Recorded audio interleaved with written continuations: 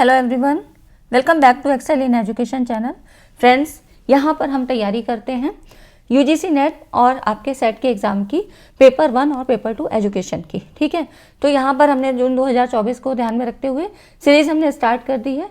Teaching aptitude आपकी पूरी unit wise चल रही है। रिसर्च एप्टीट्यूड के कुछ टॉपिक्स करा दिए हैं और साथ में आईसीटी की। ठीक है, तो सारी यूनिट्स आपकी मैंने साइमल्टेनियसली स्टार्ट कर दी हैं और बिल्कुल बेसिक से स्टार्ट किया है ताकि चीज़ें आपको समझ में आए। जो भी बिगनर्स हैं या आपने 1-2 बार अटैम्प्ट ले लिया है, ठीक है, तो आपको पता होगा कि किस तरह से चीज़ें पढ़नी है और एग्जाम का पैटर्न क्या है, ये सारी चीज़ें आपको मालूम है ना। तो आप लोग इस चैनल से जुड़ सकते हैं। अगर आप पहली बार आए हैं तो सब्सक्राइब कर लीजिएगा और साथ में टेलीग्राम चैनल को भी ज्वाइन कर लें। लिंक आपको डिस्क्रिप्शन में मिल जाता है, क्योंकि कोई भी इन्फॉर्मेशन होती है तो वो आपको टेलीग्राम पे ही दी जाती है। ठीक है, सेकेंड पेपर एजुकेशन है। अगर आप शिक्षा शास्त्र से, एजुकेशन सब्जेक्ट से पीजीटी की तैयारी कर रहे हैं, जीआईसी, जीडीसी या असिस्टेंट प्रोफेसर या नेट एजुकेशन की तैयारी कर रहे हैं, तो आप इस चैनल को सब्सक्राइब कर सकते हैं। यहाँ से आपकी तैयारी बिल्कुल बेसिक से स्टार्ट होगी। ठीक है, तो अब आपको एजुकेशन की भी जो है वीडियोस मिलेंगी, तो यहाँ पर आप चैनल को सब्सक्राइब कर लें, क्योंकि पूरी जो है तैयारी आपकी बिल्कुल जीरो से स्टार्ट करेंगे हम। ठीक है, बेसिक टू एडवांस हम पूरी तैयारी करेंगे। तो आज की इस वीडियो में हम लोग टीचिंग एप्टीट्यूड के CBCS system, choice based credit system क्या होता है, इसके बारे में जानेंगे, कॉन्सेप्ट भी समझेंगे और साथ में पीवाईक्यूज को भी यहाँ पर देखेंगे। प्रीवियस ईयर क्वेश्चन आपके यहाँ पे पूछे गए हैं। ठीक है, तो ये एक इंपॉर्टेंट टॉपिक है और आपके यहाँ से क्वेश्चन आते हैं। ठीक है, तो अगर आप चैनल पर पहली बार आए तो सब्सक्राइब कर लीजिएगा और वीडियो को पूरा देखिएगा, लाइक एंड शेयर जरूर कर दिया करिए। चलिए स्टार्ट करते हैं। और जून 2024 के लिए आपके पास ज़्यादा समय नहीं है, क्योंकि ये समय तो ऐसे ही निकल जाएगा। ठीक है, क्योंकि अगर आप सोचेंगे एग्जाम आएगा, फिर नोटिफिकेशन आएगा, हम जब फॉर्म भरेंगे उसके बाद तैयारी करेंगे, तब तो बहुत टाइम निकल जाता है आपके पास। फिर लास्ट में वही होता है, 2-2.5 महीने ही रह जाते हैं, है ना। क्योंकि अगर फरवरी लास्ट या मार्च तक आपका नोटिफिकेशन आता है नए फॉर्म्स के लिए, फिर फॉर्म फिलिंग होती है, तो फिर बाद में ज़्यादा टाइम नहीं बनता है। और आपकी जो एग्ज़ाम डेट है वो भी आ चुकी है जून के लिए, 10 जून से 21 जून के बीच में है, तो इसलिए ज़्यादा टाइम नहीं बचता है। तो आज की इस वीडियो में हम देखते हैं सीबीसीएस क्या है, चॉइस बेस्ड क्रेडिट सिस्टम। ठीक है, एक तो ये इसका फुल फॉर्म होता है जो आपको पता होना चाहिए, चॉइस बेस्ड क्रेडिट सिस्टम। ठीक है, तो ये हो जाता है आपका ये फुल फॉर्म, इसकी ज़रूर याद रखिएगा। ये यूजीसी के द्वारा शुरू किया है, प्रस्तुत किया गया है, चॉइस बेस्ड क्रेडिट सिस्टम। यहाँ पर जो छात्रों के लिए एक छात्र केंद्रित शिक्षा प्रणाली को यहाँ पे शुरू किया है, एक प्रभावी शिक्षण मंच ये प्रदान करता है। ठीक है, ये एक छात्र केंद्रित पाठ्यक्रम है जो छात्रों को पूरी तरह से फ्लेक्सिबिलिटी देता है, पूरी तरह से उसको परमिशन मिलती है कि अपने इंटरेस्ट के अकॉर्डिंग वो अपने विषय चुन सके। विषय बुनियादी या उन्नत स्तर पे हो सकते हैं, मतलब वो जो है कोई भी जो भी सब्जेक्ट है वो उसके जो टॉपिक्स हैं या सब्जेक्ट हैं वो बेसिक हो सकते हैं, एडवांस लेवल पे हो सकते हैं। और यहाँ पर ट्रेडिशनल मार्किंग सिस्टम के बजाय यहाँ पर क्रेडिट सिस्टम, मतलब सीबीसीएस प्रणाली क्रेडिट का यूज़ करती है। ठीक है, तो सीबीसीएस सिस्टम यूजेस क्रेडिट्स। ठीक है, क्रेडिट का यहाँ पर काम के घंटों के आधार पे क्रेडिट को यहाँ पर बताया जाता है कि कितने क्रेडिट का कितना आवर है। ठीक है, तो ये हो जाता है क्रेडिट, है ना, जो आप पढ़ते हो एनईपी 2020 में academic bank of credit, ABC, इसी से संबंधित है। ठीक है, तो ये जो है आपका क्रेडिट यहीं से संबंधित है। हायर एजुकेशन में जो ये चॉइस बेस्ड क्रेडिट सिस्टम है, पाठ्यक्रम तैयार करने और पाठ्यक्रम की तीव्रता और शिक्षण घंटों के आधार पर क्रेडिट देने में फ्लेक्सिबिलिटी प्रदान करती है। ठीक है, तो शिक्षण घंटों के जो आपके टीचिंग आवर्स होते हैं उसके आधार पर यहाँ पे क्रेडिट को बनाया जाता है। और एक यहाँ पर आपका क्यूरिकुलम डिजाइनिंग के लिए ये जो है फ्लेक्सिबिलिटी प्रदान करता है। ठीक है, तो इस तरह से जो ये सीबीसीएस सिस्टम है ये हायर एजुकेशन में बहुत ही इंपॉर्टेंट हो जाता है और यूजफुल भी है, बेनिफिशियल होता है छात्रों को अपनी पसंद के पाठ्यक्रम को आगे बढ़ाने और study at their own pace, अपनी गति से वो सीख सकते हैं। ठीक है, अपनी गति से अध्ययन करने, अतिरिक्त पाठ्यक्रम सीखने और आवश्यक क्रेडिट से अधिक प्राप्त करने में मदद मिलती है। तो इस तरह से ये जो सीबीसीएस सिस्टम है पूरी तरह से छात्र केंद्रित पाठ्यक्रम होता है। ठीक है, तो यहाँ पर ये सारी चीज़ें हैं जो सीबीसीएस सिस्टम, वैसे तो टॉपिक छोटा है क्वेश्चन, लेकिन आपसे पूछे जाते हैं यहाँ से। ठीक है, तो सीबीसीएस सिस्टम में 3 प्रकार के कोर्सेज का जो है अल्टरनेशन मिलता है।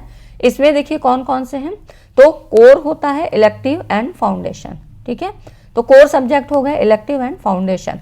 अब ये तो हो गई कोर्स की बात। इससे फ़ायदा क्या है, सीबीसीएस सिस्टम क्यों हमारे हायर एजुकेशन में इसको लागू किया गया है, क्यों लाया गया है ना। एनईपी 2020 के अंतर्गत ये सारी नई सिस्टम जो है, नए शिक्षा प्रणालियाँ, इन्हें क्यों लाया जा रहा है, क्योंकि इससे क्या होगा कि भारत के भीतर ही नहीं बल्कि जो बाहर में अगर कोई आप पढ़ना चाहते हो, विदेशों में पढ़ना चाहते हो या कहीं और पढ़ना चाहते हो, तो इस तरह से ये जो ट्रांसफ़र का प्रोसेस होगा ये आसान हो जाएगा। ठीक है, तो इससे छात्रों को न केवल भारत के भीतर बल्कि बाहर भी उनके जो ट्रांसफ़र का चांसेस होगा, ये इसकी संभावनाएं बढ़ती हैं, उन्हें कोई प्रॉब्लम नहीं आएगी। ठीक है, तो ये जो क्रेडिट होता है ये वहाँ भी ट्रांसफ़र हो जाता है, तो इससे कोई प्रॉब्लम नहीं आती है। अगर आप यहाँ कोई कोर्स कर रहे हो तो अगर इस बीच आपका ट्रांसफ़र हो जाता है तो आप वहाँ भी इसको कंटिन्यू कर सकते हो, है ना, ये हो जाता है।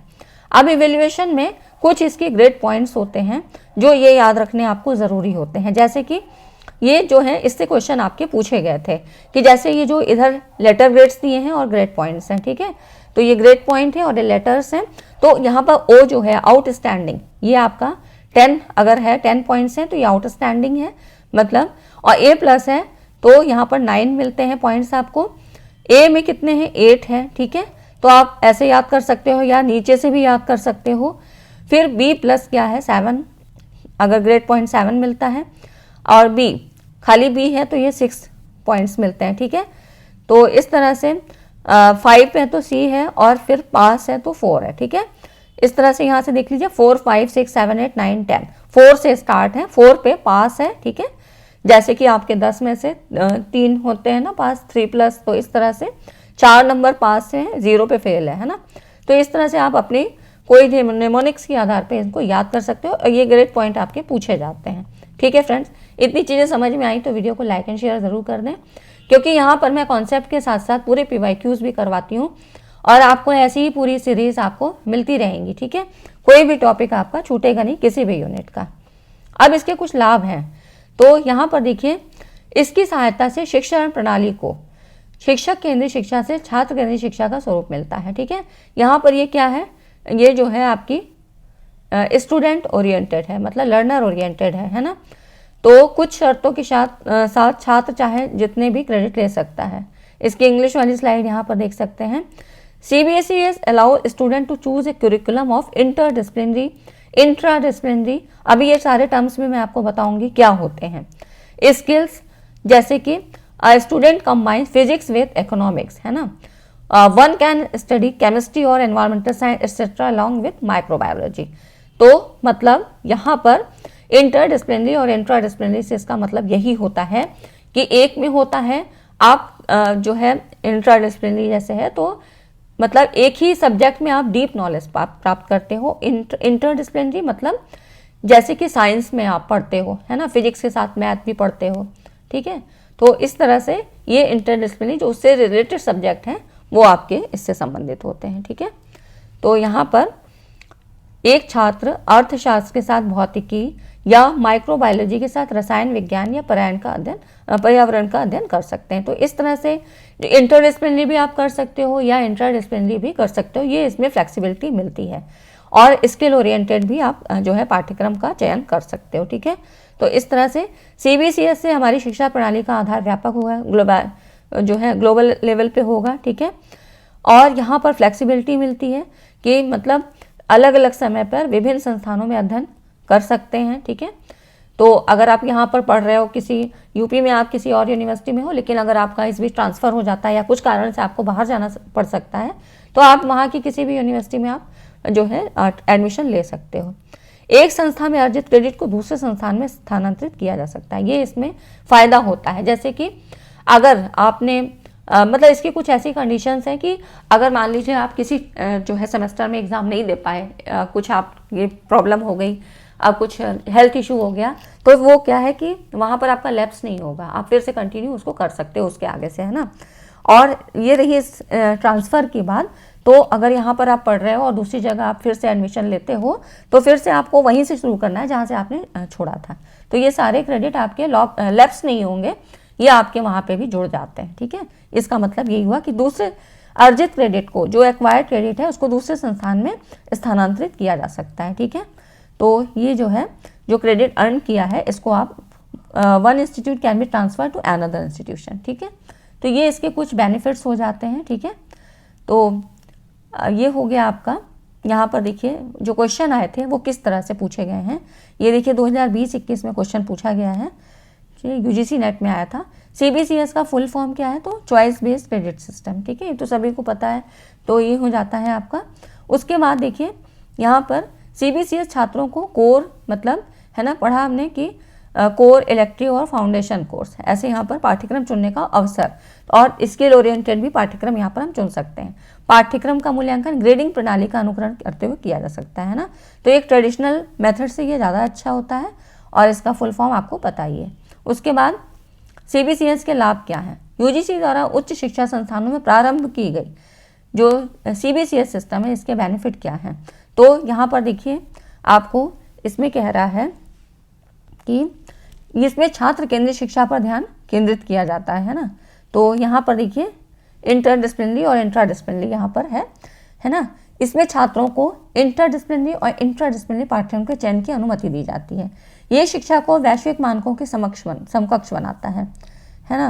इसमें कह रहा है कि ये प्राप्तांकों के संदर्भ में विद्यार्थियों के निष्पादन स्तरों का अनुमान लगाना सरल बनाता है। विभिन्न समय पर विभिन्न संस्थानों में अध्ययन करने में गतिशीलता प्रदान करता है।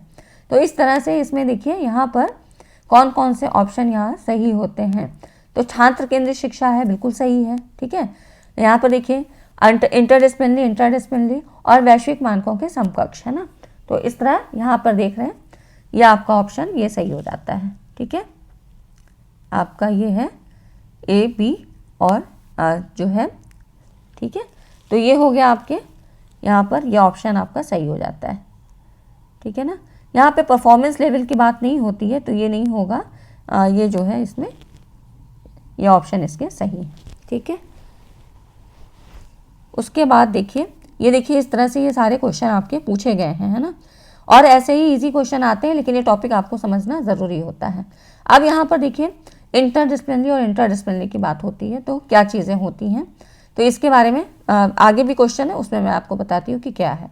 यहाँ पर देखिए चॉइस बेस्ड क्रेडिट सिस्टम की बात करें तो इसमें संरचना और कार्यान्वयन संबंधी दिशा निर्देशों के अनुसार किसी पाठ्यक्रम में एक छात्र द्वारा प्राप्त ग्रेड बी मिला है, ग्रेड पॉइंट में किससे अनुरूप है, तो आपको वो टेबल याद होनी चाहिए, ठीक है। आप ऐसे करके 4, 5, 6 करके आप उसको पढ़ लीजिएगा, है ना। तो यहाँ पर जो बी है ना वो किससे था, 6 से संबंधित था, है ना। तो यहाँ पर देखिए एक कोर्स में ग्रेड देने की 2 तरीके होते हैं, है ना। तो यहाँ पर ये टेबल है आपको वो याद रखनी है, और यहाँ पर 6 नंबर होता है, ठीक है। तो उस टेबल को देख लीजिएगा, बाकी सारी चीज़ें वही चीज़ हैं। विकल्प आधारित क्रेडिट प्रणाली विद्यार्थियों को निम्नलिखित चुनने की अनुमति देती है। क्या क्या चीज़ें, तो इसमें choice based credit system allows student to choose from interdisciplinary, intradisciplinary, है ना, स्किल ओरिएंटेड पेपर। तो यहाँ पर ये ऑप्शन आपके सही होते हैं, है ना। अब मैंने कहा था आपको इंटरडिसिप्लिनरी और इंट्राडिसिप्लिनरी यहाँ पर समझ लेना है कि क्या चीज़ें होती हैं। तो देखिए इसमें ये तो हो गया कि चॉइस बेस्ड क्रेडिट सिस्टम यहाँ पर ये सारी चीज़ें जो है चुनने का अवसर देता है, इंटरडिसिप्लिनरी हो, इंट्राडिसिप्लिनरी, विस्तृत क्षेत्र प्रदान करना और स्किल ओरिएंटेड, है ना। उसके बाद अगर हम बात करें तो देखिए interdisciplinary curriculum involves integrating multiple academic discipline, fostering connection between subjects, है ना। तो मतलब अंतः विषय पाठ्यक्रम, जो इंटर से समझिए, इंटर और इंट्रा, ये चीज़ें आप कम्युनिकेशन में भी पढ़ते हैं, है ना।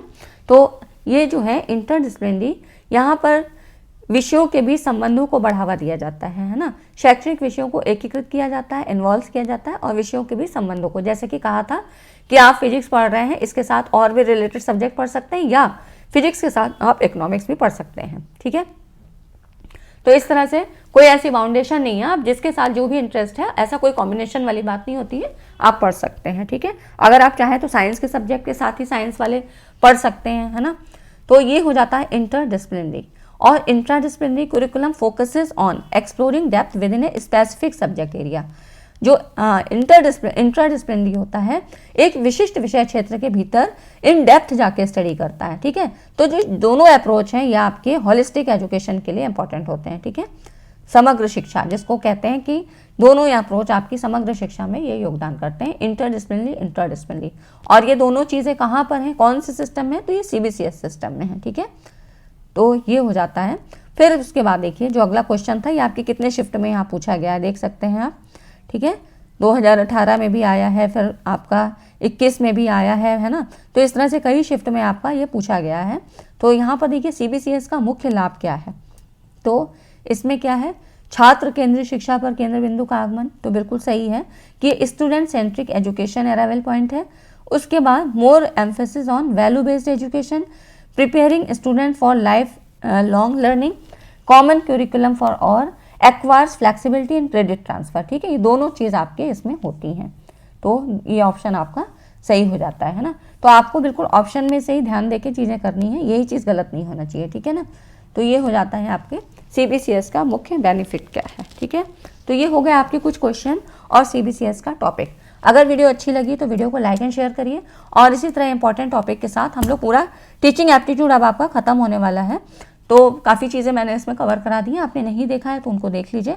पूरी प्लेलिस्ट आपको 2024 जून 2024 के लिए ऐसे आपको रिसर्च की, टीचिंग एप्टीट्यूड और आपकी ICT की ये बना दी गई है, ठीक है। तो आप इन वीडियोस को देख लीजिए और अभी से अपनी तैयारी को स्टार्ट करिए। रिजल्ट आएगा आपको, आपका रिजल्ट UGC नेट का 17 तारीख को आएगा। तो अब जैसा भी रिजल्ट आएगा कोई बात नहीं है, अच्छा आता है तो बेटर, ठीक है। आप PSD के लिए आगे तैयारी करिए, और नहीं तो आप फिर अभी इसकी तैयारी करिए, आगे का आपको एग्जाम निकालना है, ठीक है फ्रेंड्स। तो वीडियो को लाइक एंड शेयर करिए, मिलते हैं अगली वीडियो में। Thanks for watching this video.